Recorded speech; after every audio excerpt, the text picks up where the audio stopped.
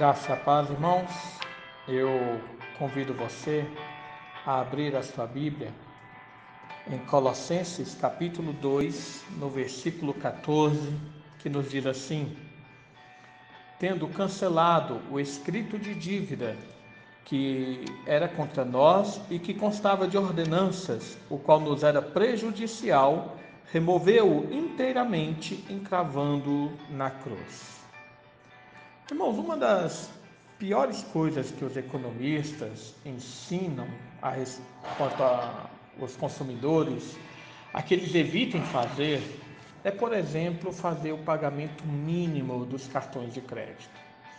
Isso porque o juro que vai sendo colocado nas próximas faturas é elevadíssimo e a dívida muitas vezes se torna impagável. Agora imagine se a sua vida espiritual fosse como um cartão de crédito e um cartão que você vai acrescentando conta dia após dia. É assim a nossa vida na realidade. Na meditação anterior, nós vimos como Deus, através de Jesus, ele muda e transforma a nossa realidade. Da morte, nós passamos para a vida. Da condenação, passamos a receber o perdão. Nessa meditação de hoje, Paulo ele continua falando dessa ação salvadora do Senhor Jesus através da união que temos nele. Talvez alguém pudesse pensar, afinal, o que é que Jesus fez por nós? Em palavras bem simples, aqui no nosso versículo, Paulo fala que Jesus pagou toda a nossa dívida, a dívida que tínhamos com Deus. E aqui há duas coisas importantes para se observar. Primeiramente, algumas pessoas cometem esse erro, é de entender que a nossa dívida não é uma dívida com o diabo, com Satanás. Jesus ele não morreu na cruz para pagar o nosso resgate a Satanás. O escrito de dívida do homem foi feito contra Deus quando este pecou. Todo pecado que o homem comete é um pecado contra o Senhor. É uma dívida impagável. Assim, o pagamento realizado por Cristo em nosso favor foi feito diante do Pai para satisfazer a justiça do Senhor Salvador. Além disso, era uma dívida que constava de ordenanças. Como assim? Paulo aqui ele se refere a toda a lei de Deus. Você pode, por exemplo, se lembrar dos 10 mandamentos, mas não se limite apenas a eles. Veja que cada pessoa do mundo, ela transgride a lei do Senhor, não lhe dando o culto que ele deveria receber. As pessoas transgridem a lei do Senhor, adorando outros ídolos além dele, não reverenciando o seu santo nome.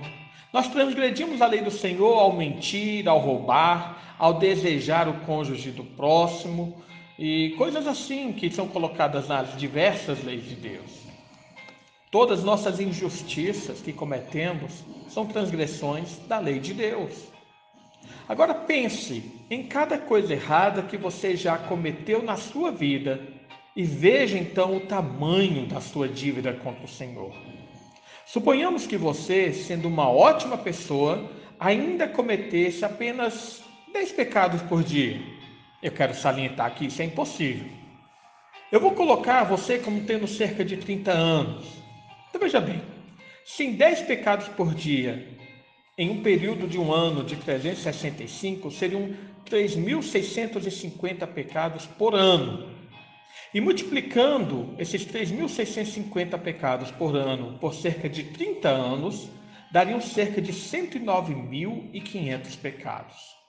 Veja só, claro que aqui é apenas uma ilustração colocada para fazer sobressair a quantidade dos nossos pecados diante de Deus. Porque basta um pecado para que nós sejamos condenados. Apenas um pecado faz com que nós já não alcancemos aquilo que Deus exige de nós, que é sermos perfeitos, como Ele é perfeito. E veja bem, todos nós já nascemos nessa situação, já somos pecadores por nascimento. A ideia, então, é apenas salientar que a nossa dívida é uma dívida impagável. Dessa forma, no Antigo Testamento, Deus ele deu ordenanças por meio das leis cerimoniais para que houvesse então a purificação do povo diante do Senhor, para que houvesse o perdão das dívidas. Haviam ordenanças de purificação tanto por meio de água quanto por meio de sangue. Mas os simbolismos ali eram a ativação da consciência da nossa imoralidade, da nossa sujidade diante do Senhor. Era preciso lavagem com água porque havia impureza.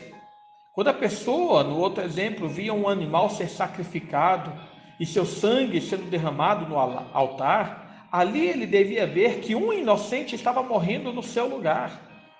E havia, portanto, um pagamento a ser feito.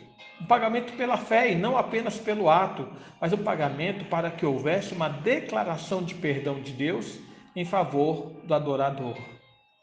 Mas esses rituais apenas apontavam para o pagamento único e definitivo que haveria de ser realizado no futuro em Jesus. João apontou para Jesus e disse: Eis o Cordeiro de Deus que tira o pecado do mundo.